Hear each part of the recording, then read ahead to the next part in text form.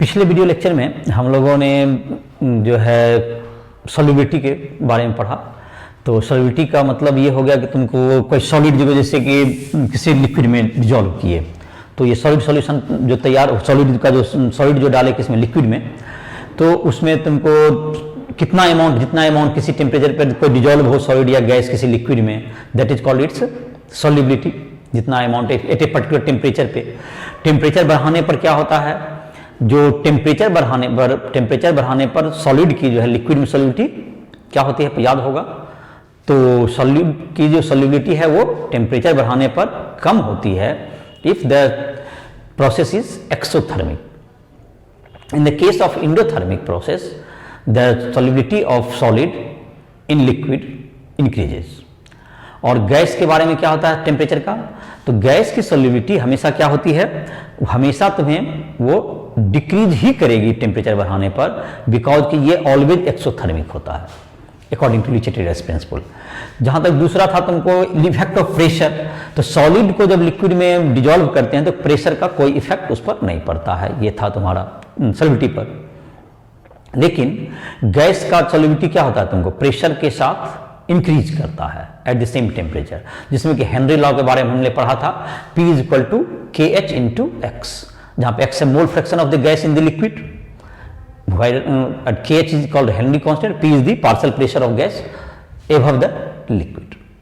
Partial pressure अगर एक से ज्यादा मिक्सचर है तो इस तरह से हेनरी लॉ इन सब के बारे में पढ़ा पिछले में, जिसका मैंने कुछ क्वेश्चंस वगैरह भी तुमने देखा होगा। तो आज जो है इस वीडियो लेक्चर में हम लोग पढ़ेंगे, आज इस चैप्टर का एक बहुत ही इंपॉर्टेंट कंसेप्ट है जिसको हम लोग कहते हैं वेपर प्रेशर।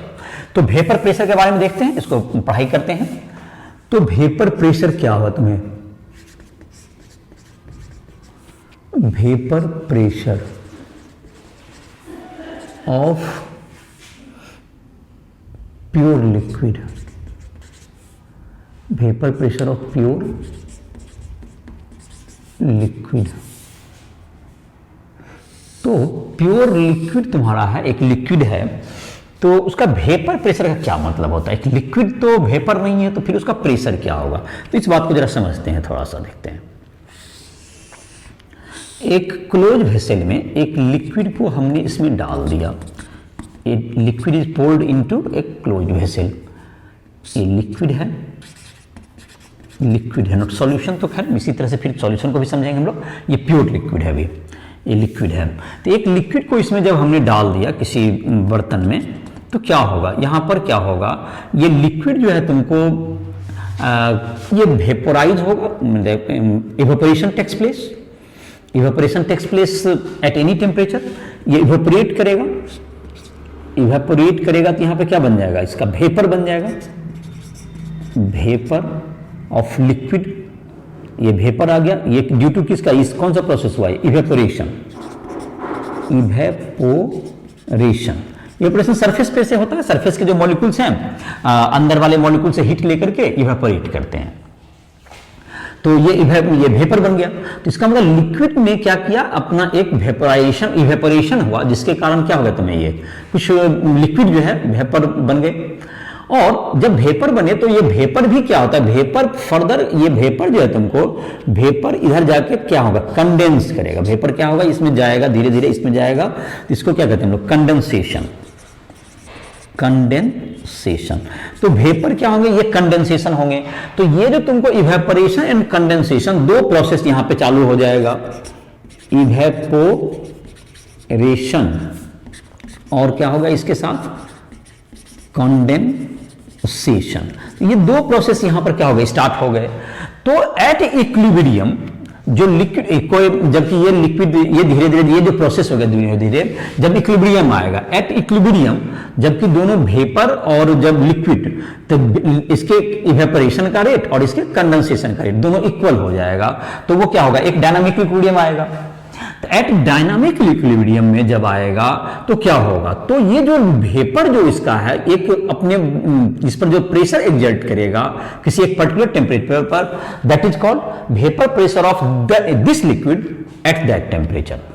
तो at dynamic equilibrium dynamic equilibrium का मतलब जब दोनों का रेट क्या हो गया, इक्वल हो गया। At dynamic equilibrium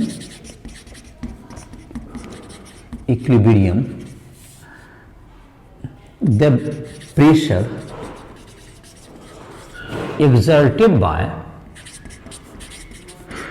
exerted by vapor above the liquid is called vapor pressure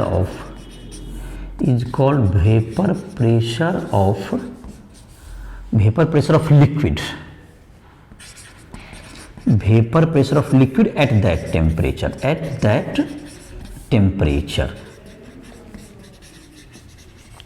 तो समझ में आ गया होगा कि अगर कोई लिक्विड जो है तुमको, अगर ये तुमको जब क्या होगा, फिर से इस बात को रिपीट करते हैं, कोई लिक्विड किसी भी हर एक टेम्परेचर पर इवेपोरेट करता है।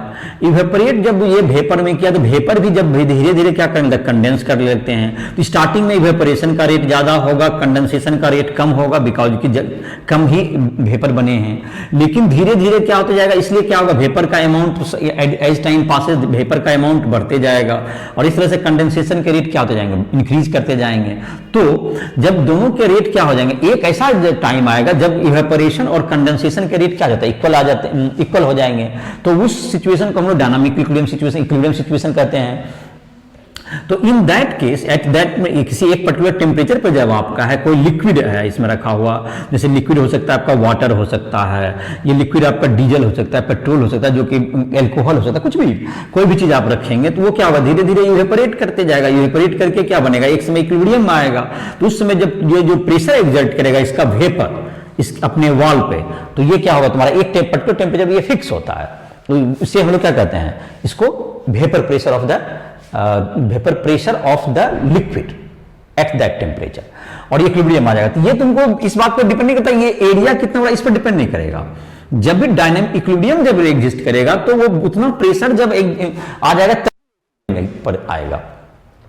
इसलिए ये जो है इसके एरिया पे डिपेंड नहीं करता इसका वेपर प्रेशर ऑलरेडी उतना एक पर्टिकुलर टेम्परेचर है, तो उतना वेपर प्रेशर जब तक नहीं होता तब तक इक्विलिब्रियम रीच नहीं करेगा, तो तक इक्विलिब्रियम उसका रीच नहीं करेगा। और इस प्रकार से क्या हो जाएगा, तुमको इसका वेपर प्रेशर का कहलाएगा। तो ठीक है, तो ये तुमको समझ में आ गया होगा वेपर प्रेशर ऑफ लिक्विड तो क्या होता है। अब इसी को हम लोग कर देंगे vapour pressure of liquid solution करते हैं। वेपर प्रेशर ऑफ लिक्विड था ना, तो वेपर प्रेशर ऑफ क्या कर देते हैं हम लोग, vapour pressure of liquid solution. Liquid और लिक्विड, दो लिक्विड हो गए, लिक्विड सॉल्यूशन का क्या हो जाएगा, वेपर प्रेशर लिक्विड सॉल्यूशन। तो यही इसी चर्चा को हम लोग क्या कर सकते हैं, ये जो तुमने अभी देखा हो अभी, अब इसमें ये जो तुम्हारा है ये प्योर लिक्विड नहीं होकर के ये सॉल्यूशन हो गया, अब ये solution of liquid A and B हो गया, अभी मान लेते हैं। तो इसी प्रोसेस को हम लोग आगे बढ़ाते हैं, vapour pressure of liquid solution, इसकी चर्चा करते हैं। तो ये बन गया अब क्या चीज, इसको जो है करते हैं, ये हो गया लिक्विड सॉल्यूशन हो गया, लिक्विड और लिक्विड सॉल्यूशन बन गया ये। और इसका लिक्विड का नाम, एक का ए है, ए और बी, दो लिक्विड हो गए, ए बी लिक्विड का सॉल्यूशन बन गया। तो अब क्या होंगे, ए मॉलिक्यूल भी इवेपोरेट करेंगे और बी मॉलिक्यूल भी इवेपोरेट करेंगे, इसको तुमको मिटा देते हैं। तो यहां पर क्या होगा तुम्हें, ये तो वेपर प्रेशर एक लिक्विड का था, तो यहां भी क्या होगा, दोनों लिक्विड है, दोनों जब सरफेस पर से है तो दोनों लिक्विड इवेपोरेट करेगा और फिर दोनों कंडेंस भी करेगा, दोनों प्रक्रियाएं होगी। तो ये जो लिक्विड है, तो अब क्या होगा कि अब जैसे ए लिक्विड है तो उसका ये सरफेस फेनोमेनन है, तो ये जो तुम्हारा होता है ये सरफेस से evaporation takes place at surface. लेकिन सरफेस पर अब पहले से क्या चेंजिंग हुआ है, पहले सिर्फ एक लिक्विड के मॉलिक्यूल थे तो उसका एरिया ज्यादा था बड़ा, लेकिन अब उस पे तो है उनको दोनों के मॉलिक्यूल हैं, तो दोनों के मॉलिक्यूल है, तो अब सिर्फ जो है जो इवेपोरेट होगा, तो इवेपोरेट जो होगा वह तुमको क्या होगा, उसका वेपर प्रेशर जो होगा, उसका वेपर प्रेशर उसके मोल फ्रैक्शन के प्रोपोर्शनल हो जाएगा। तो फिर से इस बात को कहते हैं कि पहले क्या था, यहां पर जब वेपर प्रेशर, एक लिक्विड यहां पर वेपर प्रेशर एग्जर्ट कर रहा था, यहां पर एक लिक्विड ने क्या किया, वेपर प्रेशर लगाया, तो यहां पर क्या होगा, वेपर तुम्हारा वेपर यहां पर ऑफ ए एंड बी दोनों का वेपर आएगा यहां पर, दोनों के वेपर इवेपोरेट करेंगे, तो दोनों का वेपर जब इवेपोरेट करके दोनों का वेपर आएगा, दोनों के वेपर फिर कंडेंस भी करेंगे, तो कंडेंस भी तुमको करेगा, सब चीज यही होगा। बट दोनों में डिफरेंस ये हुआ कि पहले सिर्फ किसके मॉलिक्यूल उड़ते थे, सिर्फ जो एक पार्ट के लिक्विड है, क्योंकि सारा एरिया उसी के द्वारा कवर था। अब इसमें इस एरिया में उसी रेशियो में तुमको मॉलिक्यूल आ गए होंगे जिस रेशियो में इसका मोल फ्रैक्शन रहा होगा जो डिजॉल्व है पूरा लिक्विड में। तो if XA and XB is the mole fraction of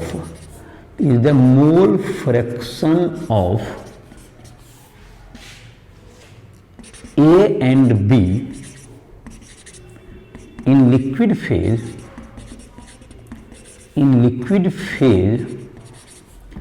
and PA naught, PB naught is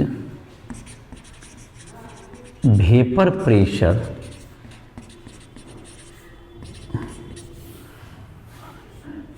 of pure liquid A and B respectively, pure liquid respectively. तो ए और बी का क्या हो गया, प्योर लिक्विड का वेपर प्रेशर है ये। तो वेपर प्रेशर जब दोनों का है तो इसका मोल फ्रैक्शन XA है, इसका मोल फ्रैक्शन XB है, तो इसके मोल फ्रैक्शन के रेशियो में ये मॉलिक्यूल उड़ेंगे। तो ये जो प्रेशर एक्सर्ट करेगा, द वेपर प्रेशर ऑफ, अब जो ये प्योर लिक्विड का है तो वेपर प्रेशर, तो ये तुमको रॉल्ट्स का कहना है, according to Raoult's law,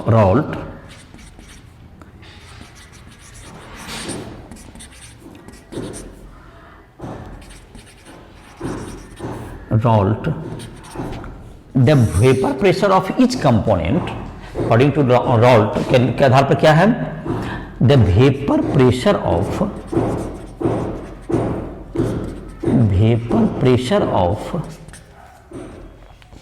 each component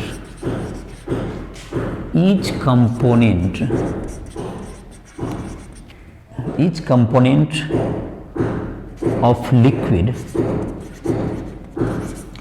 is directly proportional to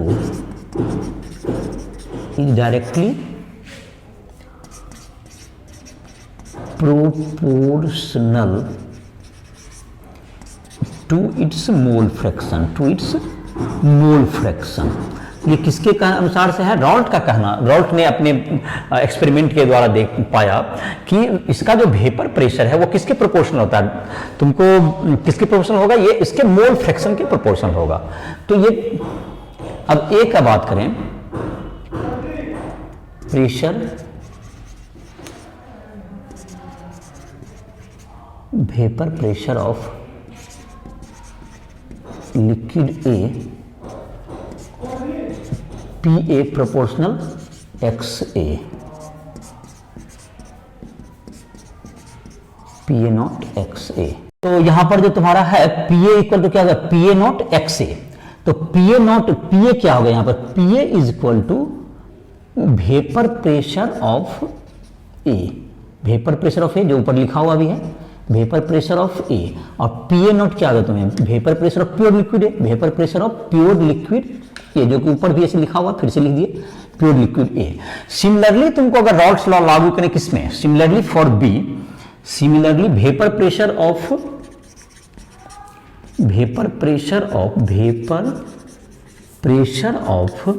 B जो होगा तुमको, that is PB, it is proportional to XB। तो PB इक्वल टू क्या हो गया, PB नॉट XB। तो सिमिलरली XB क्या हो गया, मोल फ्रैक्शन ऑफ B, और PB नॉट हो गया mole vapour pressure of pure liquid B, और ये तुम्हारा हो गया। तो टोटल प्रेशर क्या हो जाएगा तुम्हारा, A और B का ऐड करके टोटल प्रेशर ऑफ सॉल्यूशन, यहां पे लिख देते हैं total vapour pressure of solution. P equal to क्या होगा तुमको, PA प्लस PB, या P equals to PA naught XA plus PB not XB, और जाहिर है कि XA प्लस XB कितना होता है, 1 होता है। तुम इसके आधार पर एक फार्मूला तुम्हारा बन गया, और जाहिर है कि XA plus XB equals to 1, इसके आधार पर तुम फार्मूला को चेंज कर सकते हो। तो टोटल प्रेशर ऑफ सॉल्यूशन निकल गया। तो total pressure of vapour pressure of solution क्या निकला तुम्हारा formula? P equals to pure तुम्हारा था ये, P इक्वल्स टू क्या निकल गया तुमको, यहां पर फिर से लिखते हैं प्रेशर, P टोटल प्रेशर हुआ, P equals to PA naught XA plus PV naught XB। ये रॉल्फ्स लॉ हो गया तुम्हारा, ये टोटल वेपर प्रेशर, ये Raoult's law for liquid liquid solution, vapour pressure of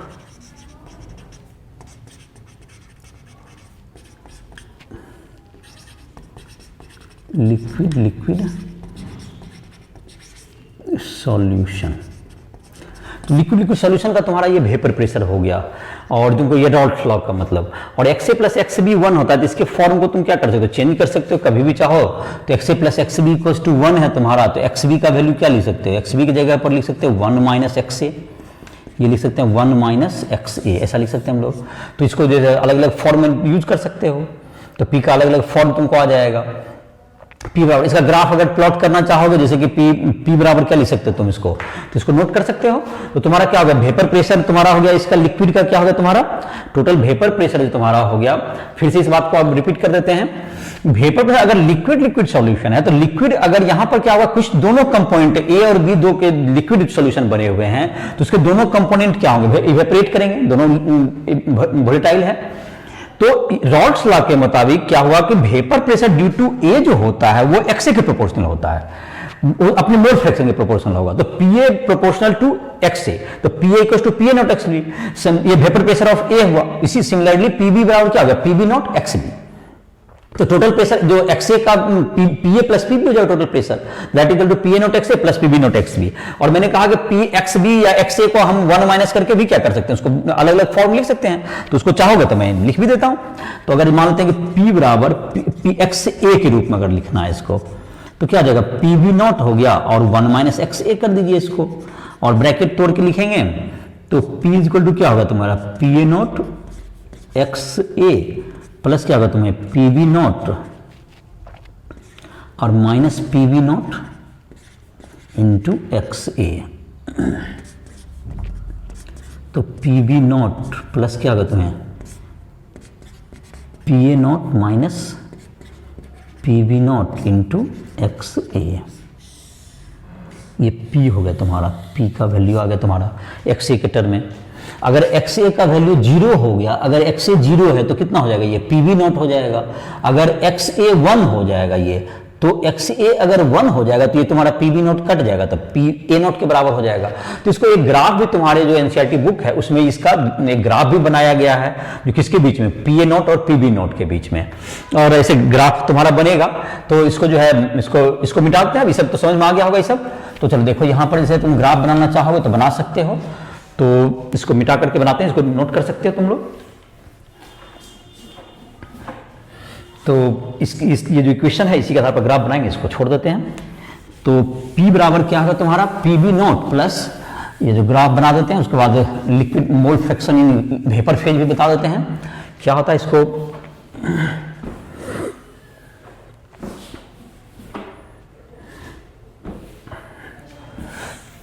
तो इन सब के जैसे तुम्हारा जो है ये जो क्वेश्चंस वगैरह इसके हैं, इस पे आधारित तुमको बनाने पड़ेंगे क्वेश्चन। न्यूमेरिकल जो तुम्हारे बुक में दिया हुआ है, उम्मीद है कि तुम कुछ क्वेश्चन बना भी चुके होगे इसका। तो कुछ क्वेश्चन बनाया होगा जिसमें कि तुम्हारा जो है क्वेश्चन जो स्टार्टिंग में दिया हुआ है, कुछ कंसंट्रेशन ऑफ सॉल्यूशन का था, सॉल्युबिलिटी के भी एक आध एग्जाम्पल भी दिए हुए थे, P बराबर KH इंटू एक्स, जिसमें कि बताया थे मोल फ्रैक्शन से मोलरिटी के आधार पर मोल फ्रैक्शन भी निकालना था, एग्जाम्पल में बनाया होगा, और इन टेक्स्ट भी थे वो सब सॉल्व किया होगा। और अब तुम्हारा जो आ गया है ये वेपर प्रेशर का जो है, ये वेपर प्रेशर हम लोग अभी आज स्टार्ट कर रहे हैं। इस तरह भी तुम्हें एग्जाम्पल भी दिए हुए हैं NCERT बुक में, उसको तुम बना लोगे। और जहां पर भी तुमको दिक्कत हो समझने में, rice tutorial app play store से डाउनलोड करो, और उस वीडियो उसमें तुमको लाइव क्लासेस उससे पर मिल जाएंगे। तुमको फिजिक्स केमिस्ट्री के दोनों के नोट्स मिल जाएंगे सारे 11-12 के। तुम चाहो तो उसमें जाहिर है कि जो JEE या नीट के जो क्वेश्चंस हैं उन सबों को भी आप देख सकते हैं, उसमें ऑब्जेक्टिव भी मिल जाएंगे। और क्वेश्चंस भी उसमें मिल जाएंगे। और जिसको पर्सनल कोई समस्या हो रही है पढ़ने में या कंसेप्ट में कोई हो या क्वेश्चन न्यूमेरिकल को बनाने में दिक्कत हो रही है तो वो हमसे संपर्क भी कर सकता है, उसमें हमारे नंबर वगैरह मिल जाएंगे। तो इस प्रकार से प्ले स्टोर से डाउनलोड करो, उसके आधार पर अपनी पढ़ाई कर सकते हो। तो हम लोग बात करते हैं पी जो है vapour pressure of solution, PV not plus क्या होगा तुम्हें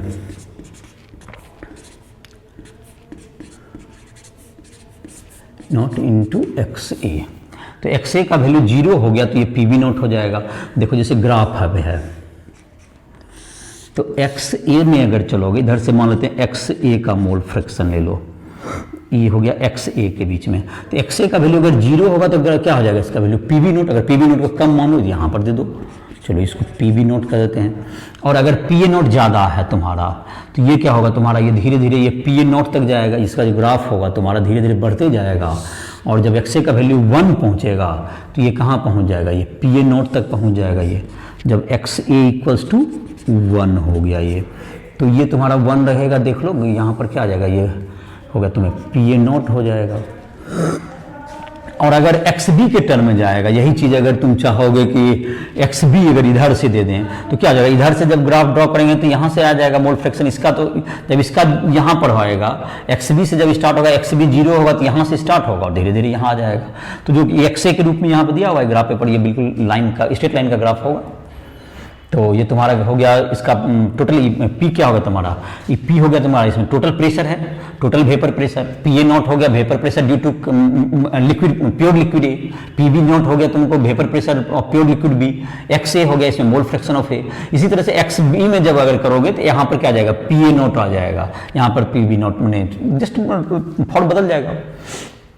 जैसे से क्या कर सकते हो, इसका क्वेश्चन बना सकते हो। एक और चीज जो इसमें बताना था जो कि तुमको है, हम लोग मोल फ्रैक्शन इन क्या अभी निकाले, जो डाल्टन लॉ को इसमें अगर पार्टनर करें तो डाल्टन लॉ के आधार पर from Dalton law of partial pressure, from Dalton law of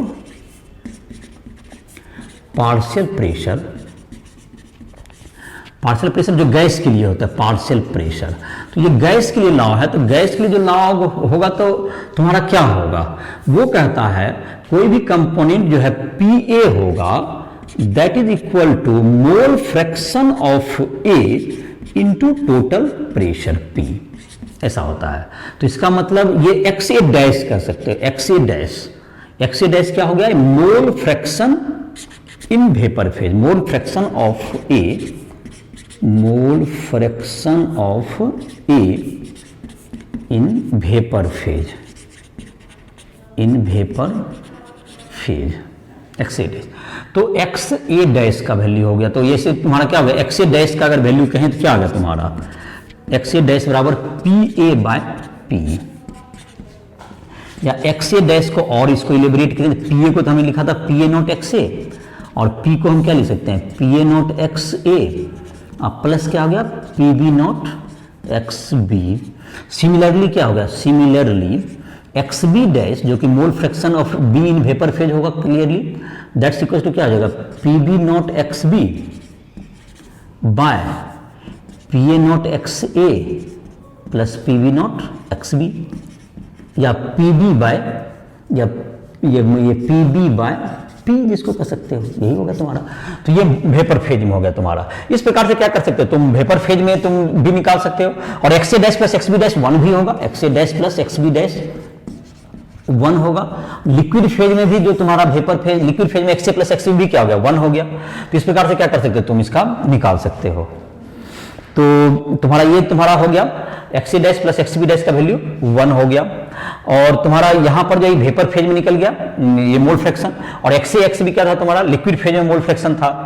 अब इसको चाहोगे तो और भी मैथमेटिकल रिजल्ट्स फार्मूला लाए जा सकते हैं जितने भी हैं, तो बाकी तो फार्मूला की जरूरत नहीं है, तुम अपना इस आधार पर निकाल सकते हो जो भी तुम्हें जरूरत पड़े। तो इस प्रकार से प्योर लिक्विड सॉल्यूशन का तुम्हारा क्या होगा, वेपर फेज में तुम्हारा आ गया। तो मेन फार्मूला तुम्हारा क्या होगा, पी बराबर P A naught x A plus P B naught X B. तुम्हारे एक एग्जांपल में दिया हुआ है, तुम्हारे जो एनसीईआरटी का जो बुक है उसमें एग्जांपल में दिया हुआ है CH-Cl3 है एक कंपोनेंट है CH2Cl2। तो इन दोनों का क्या निकालोगे तुम, CH2Cl2 इसका मास दिया हुआ है, इसका मॉलिक्यूलर वेट कैलकुलेट कर लोगे, 12 + 1 + 35.5 × 3 इसका मॉलिक्यूलर वेट निकालो, इसका मॉलिक्यूलर वेट निकाल लोगे।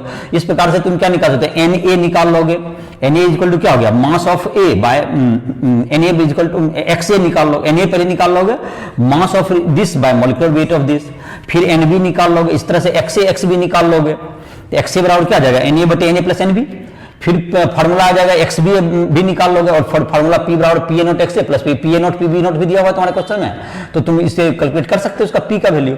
उसके बाद उसमें टोटल प्रेशर निकल गया, PA नॉट, पहले तुम चाहो तो उसमें वेपर फेज में भी निकाला, तुम अलग से पहले PA निकाल लेना उस क्वेश्चन में, PA equal to PA naught XA PA naught into XA, फिर PB भी अलग से ही निकाल लेना, PV नॉट XB, उसके बाद तो दोनों को टोटल कर देना। ऐसा इसलिए कहा है क्योंकि उस क्वेश्चन में वेपर फेज में भी मांग रहा है, तो XA डैश और XB डैश भी निकालना है, तो XA डैश तो तुमको अलग से निकला हुआ रहेगा, PA और PB, P और P तो तुम अलग से बैठा दोगे तुरंत। तो फिर से बोलते हैं इन दोनों कंपोनेंट का तुमको मास दिया हुआ है, तो मास से मोल निकाल लोगे दोनों का, मॉलिक्यूलर वेट निकाल करके, फिर मोल फ्रैक्शन निकाल लोगे, मोल फ्रैक्शन से टोटल प्रेशर निकाल लोगे, मोल फ्रैक्शन से पहले PA और PB अलग अलग निकाल लेना, और उसका टोटल प्रेशर निकाल देना ऐड करके, और mole fraction in gases phase निकालना, that is PA by P कर दोगे, तो PA भी तुम्हारे पास रहेगा ही कैलकुलेट किया हुआ, P भी टोटल रहेगा ही, तो ये मोल फ्रैक्शन वेपर फेज है। और XB डैश निकाला तो 1 में घटा के भी निकाल सकते हो, 1 माइनस XA डैश कर देगा, नहीं भी निकालोगे उसको तो इस प्रकार से क्या कर सकते हो, उस क्वेश्चन को बना सकते हो, जिसका हिंट समझ में आ गया होगा। एक और चीज की जो चर्चा इसमें की गई है अभी, जो कि तुम्हारा इस लेक्चर में दिया जा सकता है, एक है तुमको जो आइडियल सॉल्यूशन है, तुमको आइडियल सॉल्यूशन तुम्हारा जो होगा, जो कि तुमको अभी जैसे कि अभी हम लोग बात कर रहे हैं जो कि ये रॉल्ट लॉ को ओबे कर रहा है, तो आइडियल सॉल्यूशन कहलाते हैं। एक जैसे कि तुमको इसी में चर्चा की जा सकती है, vapour pressure of solid in liquid, solid liquid solution का क्या होगा। तो सॉलिड लिक्विड सॉल्यूशन में अगर एक कंपाउंड नॉन वोलेटाइल है तो वो तो जाएगा ही नहीं, अगर सॉलिड नॉन वोलेटाइल है आपके तो सॉलिड क्या नहीं होगा, इवेपोरेट नहीं करेंगे। तो सॉलिड अगर इवेपोरेट नहीं करेंगे तो सिर्फ किसके कारण होगा, जो लिक्विड है उसी के कारण होगा वेपर प्रेशर। तो इसका मतलब ये हुआ कि अगर सॉलिड आपका क्या है, एक कंपोनेंट सॉलिड है, एक कंपोनेंट लिक्विड है, और सॉलिड कंपोनेंट अगर नॉन वोलेटाइल है तो वो वेपर प्रेशर एग्जर्ट ही क्या नहीं करेंगे, नहीं करेंगे। इसका मतलब क्या निकला निष्कर्ष कि सिर्फ वेपर प्रेशर किसके कारण आएगा, ड्यू टू कंपोनेंट जो कि तुम्हारा एक लिक्विड कंपोनेंट है उसी कारण आएगा। तो उसकी भी चर्चा कर लेते हैं, काफी सिमिलर ही है। Vapour pressure of solid liquid solution, solid liquid solution. तो ये जो सॉलिड है तुमको नॉन वोलेटाइल है, ये सॉलिड क्या है, नॉन वोलेटाइल। नॉन वोलेटाइल तो ये तो सॉलिड का नाम देते हैं नॉन वोलेटाइल सॉलिड ए इसका नाम दे देते हैं। और लिक्विड है, लिक्विड का नाम क्या कर देते हैं, वोलेटाइल लिक्विड बी है, ये वोलेटाइल लिक्विड इसका नाम क्या कर देते हैं, या इसी को नाम, इसको क्या कर दो, इसको बी कर दो, चलो इसी को क्या करते हैं, इसको बी कर दो, चलो इसको क्या करते हैं, नॉन वोलेटाइल लिक्विड को ए कर लेते हैं, लिक्विड वोलेटाइल लिक्विड ए हो गया। तो जो वेपर प्रेशर होगा, तो जो वोलेटाइल नॉन वोलेटाइल तो वेपर प्रेशर ही नहीं देगा, सिर्फ वेपर प्रेशर किसके कारण आएगा ये, लेकिन सरफेस एरिया तो ये भी कवर करेगा ऊपर जो कि आपने जो कि लिक्विड में दिया यहां पर। तो ये जो लिक्विड में है तो इसमें तो कुछ सॉलिड के भी मॉलिक्यूल यहां पर आ जाएंगे, तो ये जब वेपराइज करने में इसको क्या करेगा, दिक्कत करेगा। तो ये जो पीए होगा, जो कि हमने पढ़ा था, पीए इक्वल टू क्या आ जाएगा, पीए नॉट XA, ये तो रहेगा ही XA, लेकिन PB क्या हो जाएगा तुम्हारा, जीरो हो जाएगा, क्योंकि ये नॉन वोलेटाइल है तो PB रहेगा ही नहीं तुम्हारा। ये नॉन वोलेटाइल लिक्विड सॉलिड है, ये क्या है तुमको नॉन वोलेटाइल है, तो इसके कारण क्या बनेगा, नॉन वोलेटाइल होने के कारण इसका PB नहीं बनेगा। तो टोटल प्रेशर क्या आ जाएगा, टोटल प्रेशर तो P ही हो गया तुम्हारा, टोटल प्रेशर क्या होगा तुम्हारा, total pressure P equals to PA। तो दोनों जब PB जीरो ही है तो P इक्वल्स टू क्या हो गया, इसका मतलब PA नॉट XA, जहां पर सिर्फ ये क्या होगा, लिक्विड कंपोनेंट है, यही टोटल प्रेशर देगा। इसका कंपोनेंट क्या है, PB नॉट XB जीरो हो गया, क्योंकि वो कंपोनेंट प्रेशर दे ही नहीं रहा है। तो इसका मतलब ये हो गया तुम्हारा प्योर लिक्विड जगह रहेगा, सिर्फ लिक्विड अगर सॉलिड नॉन वोलेटाइल सॉलिड किसी में डाले हैं तो सिर्फ जो तुम्हारा होगा ये वेपर प्रेशर क्या होगा तुम्हारा, PA नॉट XA। और एक जहां पर XA क्या है तुम्हारा, लिक्विड है, लिक्विड का नाम है AA, तो इसमें XB चूंकि क्या होगा तुम्हारा, XB तुम्हारा XB का वैल्यू है, लेकिन उसके द्वारा वेपर प्रेशर जीरो हो जाएगा, बिकॉज कि वो नॉन वोलेटाइल है, तो उसका वेपर प्रेशर में काउंट ही नहीं होगा, सिर्फ ए कंपोनेंट दिएगा। तो टोटल प्रेशर क्या होगा आपका, ये हो गया। तो अगर प्योर लिक्विड डालने से इसका मतलब कि अगर प्योर लिक्विड होता उसका वेपर प्रेशर पी नॉट ज्यादा होता, और अगर आपने लिक्विड डाल दिया तो एक्सए का वैल्यू 1 से लेस ही होगा जब भी, क्योंकि आपने नॉन वोलेटाइल सॉल्यूट को डाला है तो एक्सए का वैल्यू 1 से लेस होगा। तो ये क्या होगा तुम्हारा पी क्या हो गया, P less than P A not होगा, पी का value less than P A naught हो जाएगा। और इस प्रकार क्या हो जाएगा तुम्हें, इस प्रकार तुम्हें P less than P A naught हो गया। तो एक्सए का वैल्यू क्या होगा तुमको P less than P A naught हो गया। तो इसका मतलब इसको कहते हैं loading of vapour pressure. The vapour pressure of pure liquid, the vapour pressure of liquid A, vapour pressure of liquid solution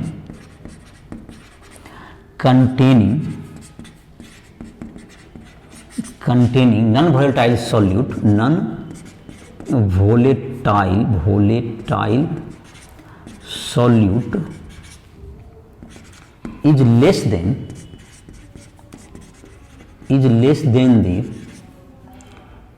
pure solvent, less than the vapor pressure of pure solvent, less than the vapor pressure of pure solvent. It is called lowering of vapor pressure. It is called lowering of vapor pressure. It is called lowering of vapor pressure.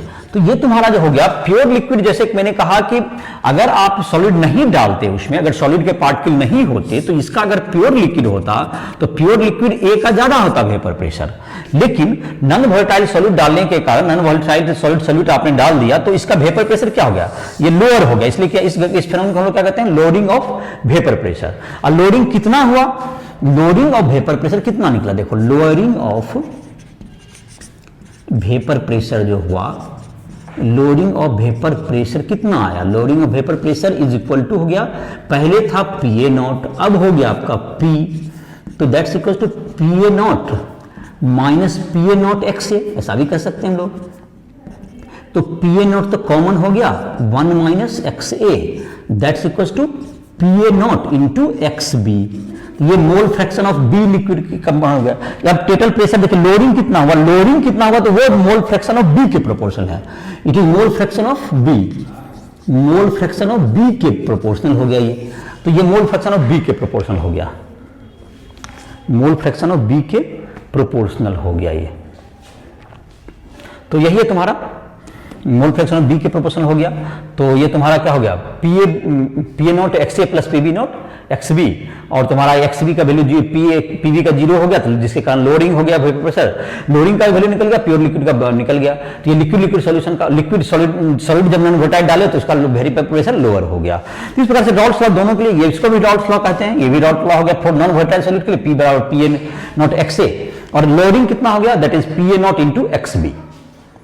तो lowering of vapour pressure हो गया ये। और तुम्हारा non volatile, अब जो next class में हम लोग इस क्लास में यहीं तक रखते हैं, तुम जितना भी क्वेश्चंस वगैरह इसका जो भी है उसको बनाओगे, और जो दिक्कत है तो उसको राइस ट्यूटोरियल ऐप पर जाकर के हमसे पर्सनली कांटेक्ट कर सकते हो, जिसको जरूरत है, जिसमें कंसेप्ट में हो या न्यूमेरिकल बनाने में दिक्कत हो रही है, वो हमसे राइस ट्यूटोरियल ऐप को प्ले स्टोर से डाउनलोड करके हमसे क्या करेगा, हमसे जो है जो भी दिक्कत हो रही है, केमिस्ट्री हो, फिजिक्स हो या मैथ हो, किसी भी क्लास में, तो वो हमसे संपर्क कर सकता है। किसी भी में जेईई हो, एडवांस हो, नीट हो, सभी एग्जाम के लिए फिजिक्स केमिस्ट्री मैथ तीन सब्जेक्ट में किसी में भी हो उसकी मदद की जाएगी। जो भी क्वेश्चंस आपको नहीं बनते हो, जो भी न्यूमेरिकल्स में हो, किसी भी प्रकार के क्वेश्चंस आप हमसे पूछ सकते हैं, और उसमें सारे न्यूमेरिकल्स हो या कोई भी कंसेप्ट हो, सबको क्लियर किया जाएगा। तो इसका पढ़ाई में दिक्कत हो रही है तो राइस ट्यूटोरियल ऐप पर हमसे संपर्क करो। तो इसी के साथ इस लेक्चर को समाप्त कर रहे हैं।